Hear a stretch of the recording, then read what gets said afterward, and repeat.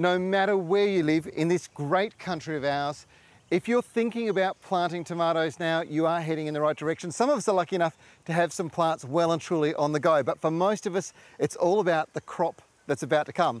The season that'll provide you with summer fresh salad tomatoes and those amazing sauce tomatoes. It doesn't matter what variety you've got, you will be thinking about growing them from either seed, from seedling, or from a starter plant just like this. But there are some things that you can do that will be the difference between success and failure. There's a couple of rules with tomatoes, in fact most vegetables, before you plant them. Never plant them in exactly the same spot you grew them in the year before, unless you're replacing 60 to 70% of the soil and you're sure there was no disease in the older plants at the end of the season. And remember, always plant them in a sunny, open spot that allows for some air movement through the plant. Always cultivate the soil thoroughly before planting and look to stimulate it with microbes, which can be done by using composts, worm castings or juice, and of course always adding a seaweed tonic.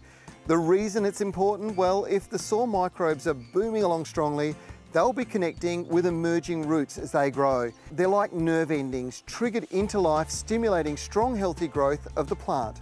Here's a handy little tip. If you want to get the very best results out of growing seedlings or any small starter plants, you need one of these containers. It's Seasol. Now this seaweed extract poured into a bucket half full of water, and then just grab your plants like that, or your seedlings like this, pop them in, let them soak in it for a couple of minutes before transplanting.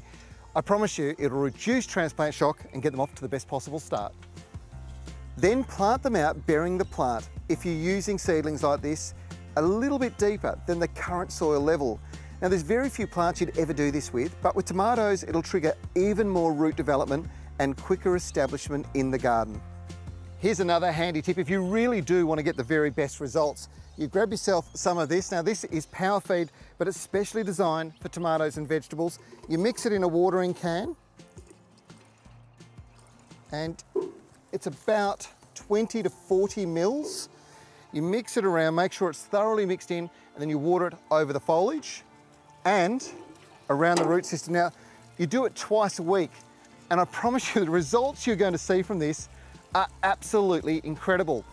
Maintain it for about 6 weeks. The plants will reach mature size very, very quickly. They're getting optimum nutrition, so you get full growth and in a very short period of time produce masses of flower, which means you get earlier crops of fruit. Most importantly, really healthy plants. One more handy tip for you when you're growing tomatoes. Now, as this plant starts to grow up, keep pinching the side growth out. You want that central leader to come right up, and when it gets to the height that you want, pinch the top out of it, and then encourage some lateral growth across the sides.